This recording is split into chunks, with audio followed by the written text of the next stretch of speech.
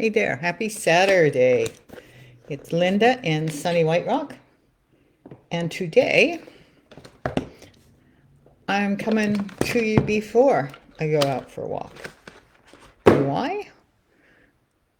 Well, for one, I'm wearing a pretty blouse, which I'll take off and put on a merino wool t-shirt before I go out for a walk. Meanwhile, you get to see me in a pretty blouse for a change. I tell you, no matter how old you get, you want to look a little bit pretty.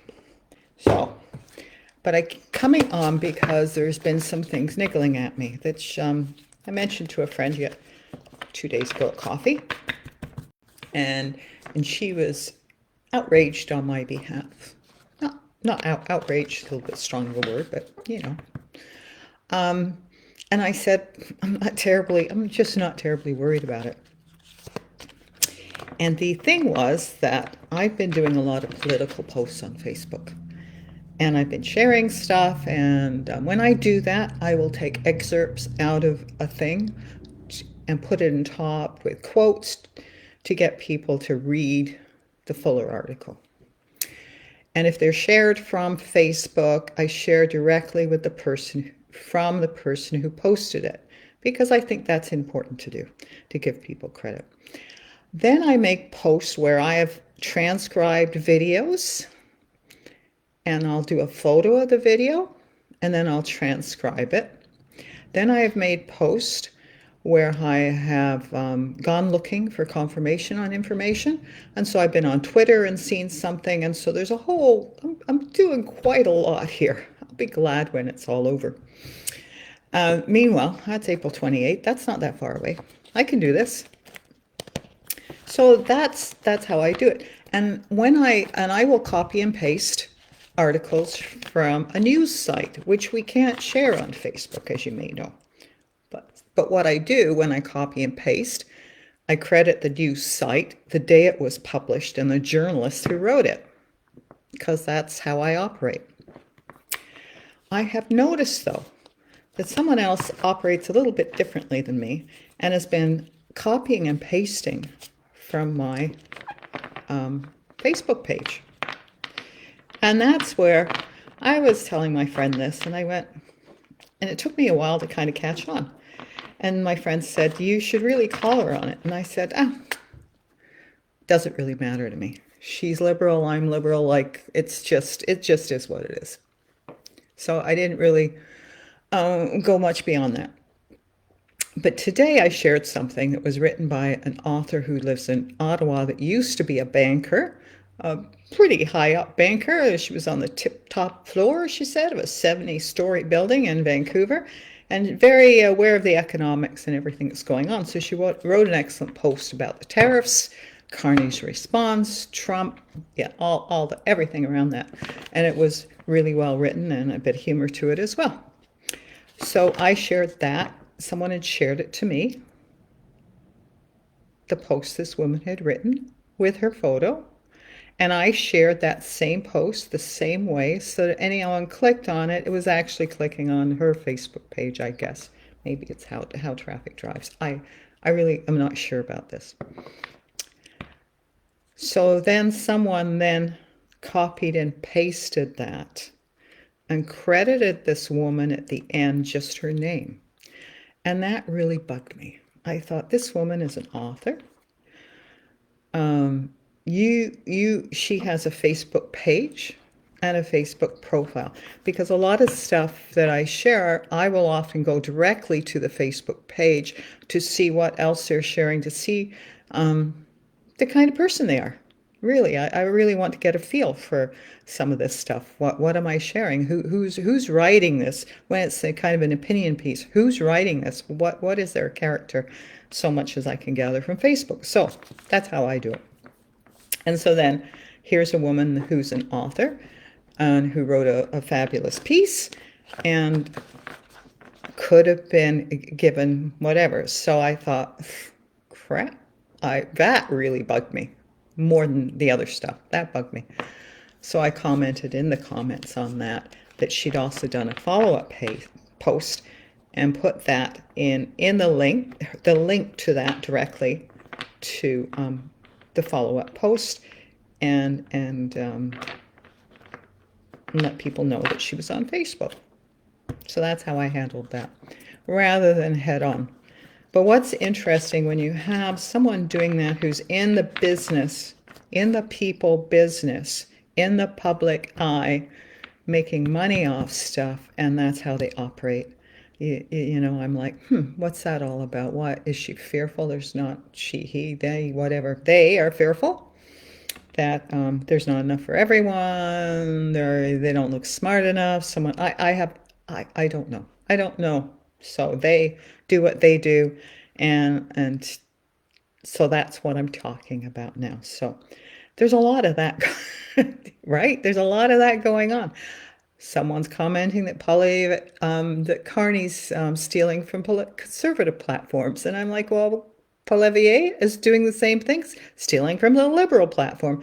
That is just plain old politics, and you have to decide who you believe. And in the case of Canada, I think Carney's got the economic experience, and the international relationships with our allies to be able to pick up the phone and make a call. And I don't believe that Pierre Poilievre has that ability. I don't believe he has the ability to do that easily. I'm not saying that his call wouldn't be taken, but I'm pretty sure Carney's call would be answered or got back to very quickly, because he's very well known around the world. So there's my little thing on Facebook, and that little thing going on in politics. We've got a whole community politics thing going on in White Rock, South Surrey, with all of that. And then I realized they're the Conservative candidate for BC, and I'm going, oh yeah, they might vote Conservative. We're going to get him in BC rather than the NDP. And the guy, he was Liberal, and then he got kicked out, and then he got moved and became a Conservative. And I'm like, I don't want him. And then I go looking to see him. Who is he? I hadn't paid him much attention because he's not been part of my in my awareness. So I look to see who he is and get something from Wikipedia, and I copy and paste and let people know I got this off Wikipedia. This is who this man is, blah blah blah blah, because that's what I do. Meanwhile, my guides, my spirits are always hanging out with me. And I can hear them laughing at me. The other morning I changed the sheets on the bed, and I thought, before I put clean sheets on, I'm going to rotate the mattress. It's a king-size mattress and king-size foam mattress. It's quite a ordeal because it's not on a platform bed. It's not a four-poster. It's got a headboard and a footboard, and there's a trick to it. And I don't ask my husband to help it because it's too hard to explain to him the trick that I do. Like, I'm one of these people, sometimes it's just easier to do it on my own. So, but I'm like, do I want to do this? Because I was really achy. And I'm like, I want to do this. And I'm like, am I okay to do this? And I hear, yeah, it's okay to do this. So I did it, and there was no incident. I was still achy, but I was always achy that day. So there you go. So I will pay attention when I have things show up in awareness, and they're laughing because they know I'm not always LinkedIn like that. I am not. I'm more LinkedIn right now because I got the cards in my hand. I'm musing along. And so, okay, and I'm hearing the word spidey senses. So this is for everyone out there who doesn't pay attention to their spidey senses. For instance, okay, I picked up a young woman. Oh, I'm just going to check something. I sure hope the thing didn't change since the last time I did this. So make sure the sound input is still high, and it is. Whew.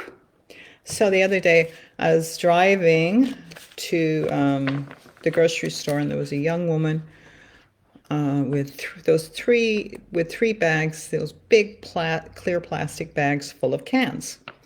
It was raining. She's on the sidewalk. She'd stopped. I knew where she was going. I knew how far it was.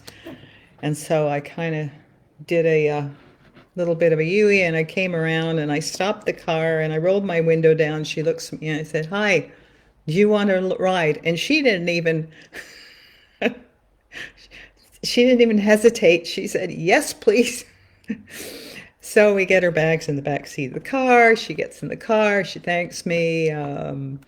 She's got music going on her iPhone. She says, "I'm sorry." She's gonna shut it off. I said, "No, no, no. It's okay. You can leave it on. It's kind of nice. What's the group? Blah, blah, blah." So she told me, she was a sweet, sweet young woman. I said, "How's your life going?" She said, "My life's pretty good." She said, "I didn't have a lot of energy this morning. It took me a while to get up and get going, but life's pretty good." Normally, when you think about people with 3 bags of cans going to the in our community going to the recycling depot, it's because they need that extra money for more than just whatever. But it turns out she didn't. It turns out that her sisters drink a lot of pop. I mean, I couldn't believe it. I said, "I don't even go through one of those bags in a year." I said, "How much are you going to get for all of that?" She goes, "Oh, probably about $30." I said, "Well, that's great." So I guess her sisters are paying for whatever treat she's going to give herself for the rest of the day. I've quite forgotten her name. She had a lovely smile. She was Indigenous, and I was just quite, I thought, "Oh, good for us. I have a great day," and off I went. Off she went. I paid attention to my spidey senses because I don't do that for everyone. I certainly don't, and I don't question what it's about. There's always a reason for it, and I don't know what that reason is, and I don't need to know. I certainly don't need to know what the reasoning is behind everyone. I mean, you could ask, you could guess, you could whatever, but it doesn't really matter. So when it comes to your spidey senses, when you hear no, or you hear yes, or you hear maybe step back a little bit before you make a choice here, then pay attention to that. And I hear, you might not hear. You might have something in the pit of your stomach that says, "Yuck, yuck," and that's your spidey senses. You might have a thought form that just drops in your head. You might see the word no in front of you, or yes, or thumbs up. Like, everyone's different. And so this is where you just kind of have to practice a little bit. And I was telling my friend this. She said, "Well, you hear." I said, and she's extremely intuitive. But I had the benefit of 6 years of 6 years of sitting in class once a week with a mediumship teacher who was not the old-fashioned kind. Well, she kind of did, and then it was other, and then she got a little woo-woo, little too woo-woo for the spiritualist church. So it helps you to understand how you're getting the information. Ask questions, because you can ask questions. Just because it's your guide or a relative that passed away doesn't mean you can't. They're not all knowing. They've got, you can ask questions. You can ask them to frame it in a way that you could understand better. Like, it's a relationship that you have with them. And so the more you practice, the more you get in tune with that relationship. So, for instance, I'm walking through the woods, and for a couple of days now this is going to be really woo-woo, for a couple of days now, I always felt like I'm looking over my shoulder, feeling like someone's coming up behind me, or feeling like someone's really close to me, and there never was. So then the other day it happened, and I'm like, "Geez, what is like?" So then I asked the question, what is this? And I'm really, so that's not the right question. Who are you? Well, that's a little bit lighter. Are you spirit? No. Are you one of my guides? No. Are you someone that's passed over that I know? No. Then I ask, are you alien? And it lightens up. Yeah, it's an alien. I'm like, okay, this is very new for me. So I'm like, okay. So I wish I I didn't record it. I didn't record my inner conversation, which was why me? Why you trying to get my attention? Blah blah blah. And so what I got, take it this with a grain of salt. Believe me or don't believe me. I'm not wasn't stoned. I don't do drugs. It was like this is they are. He was there to observe me, and I'm like, well, why me? To learn about empathy. I'm like, oh, because they don't have that where he's from. They don't have that component. So you think as a human being that there's, they're out there, they'll know way more than we do, but they don't. They may have more technical knowledge and stuff, but it appears they don't have that component for compassion or this particular alien, illegal alien. Glad he was in Canada, not the States. Didn't have that, and so as part of the knowing I got, and I actually was hearing was as kind of like a Vulcan energy. That's what he gave me, and it felt like a male energy, and so it was just kind of this little fun conversation, and which made me realize afterwards maybe that's why some of the dogs didn't want to come say hello because they sensed this energy around me. So there's a couple of stories. And I guess I'm telling you that story because you may have experiences like that. And so the opportunity for you is to ask questions and then feel light, heavy. If you get a sense of it, a feeling around it, you hear something, you see something, everyone's got their thing. Everyone's got their thing to a varying degree. Sometimes it's very subtle for some people and they don't pay much attention. Other people come in and they are so freaking wired into this. They're way beyond what I sense and feel and hear and see.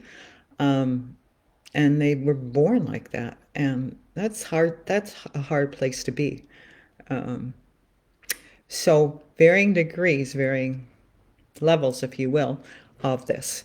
So it doesn't hurt to find out what your level is, especially when odd things happen. When you're missing keys, that, where did the keys go? Because there's weird things that can happen. And I've said, well, okay, I need this to show up in the next half hour or whatever, an hour, if it's really important to me. And other times I shrug my shoulders and know it's going to turn up. So in that, there's definitely a card. And that is raising your vibration. So it is no coincidence that a lot of this stuff happens when I'm in the woods, because I love the woods. It's grounding. It's woods that have, it's probably been I'm trying to think. So in 1990, when we moved here, the first time, it hadn't been logged for 100 years. So 1990, and then add on 2000s, 10 years, 10, 20. So over 200 years old this forest is. So it was logged then, so I don't know probably whether it was planted or not, but now it's a true forest. Trees fall down where they are, other trees grow off those trees. There's moss, they just leave it natural. Nothing gets raked up. So in that environment, which is one of my favorite environments, where I never get bored walking through the woods, I'm really relaxed. I'm musing. I'm taking it in, taking in the smells, the sights, the sounds. The pine and the cedar when it's sunny and there's a smell to that woods. It's just a sweet smell. Then there's birds in there, little hummingbirds flitting about, little chickadees, and all sorts of little birds. And then you can hear the crows and eagles, and so can you tell it's one of my favorite places?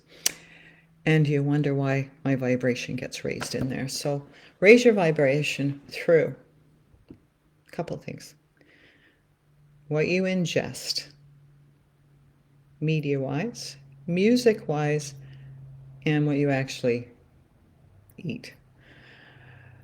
Raise your vibration by creating an environment that makes you feel good. So though you may be tired, sometimes it helps to clean and to declutter and organize your home, to go out and get something that makes you feel pretty, for your home, make your home feel pretty, make your home. So all these kind of things. Like I'm sitting here and I've got this plant that I got at the greenhouse, and it closes up at night and then it opens up and it cleans the air. I have my big favorite crystal that was a gift from a friend of mine. He didn't want it anymore, and so I got it, and I like it. And then I've got this that I like as well. So I've just got things that I like around me, and I've curated my space so that I feel good in it. So that raises my vibration. So do that for you in whatever way you can. Maybe it's just going to be in one room that you have full autonomy over that room, and no one else is going to go in and put their stamp on it. It can just be your room. Raise your vibration by meditating. I'm meditating or doing meditative practices. So perhaps you are a quilter or a sewer, or you paint, or you crochet. Those are all very meditative practices because you're in the moment doing them. So do the things that and walking can be very meditative as well. So do those things that will raise your vibration so that you can begin to hear, see, feel, get information when you need to trust, and to trust the information that's coming through. And just do it with small, small things like parking spaces. That's always a good one. Things that are easy, and start paying attention what goes your way as you pay attention to this. Okay, that's that for that. One more card for this. We're to 21 minutes. Love your spirit. Love it, love it, love it. Love your spirit. Love who you be. Thoroughly, wholly love who you be. There's no one else on earth like you. No one at all. There's no one on this planet that's uniquely you. There might be people that look like you. You might have a twin out there, but they are not you. You are you. You are uniquely you. And that is something to love. That is something really pretty special. So I want you to love you for who you are. And that's all that matters. And when you love you fully and wholly, you'll find that you are more allowing to love other people in the same way. It's funny how it goes. It just kind of ripples out. So when you learn to love yourself for who you are, with no judgment, which can be hard, I know. But we aren't perfect. We're humans, and we're muddling along, and we get better.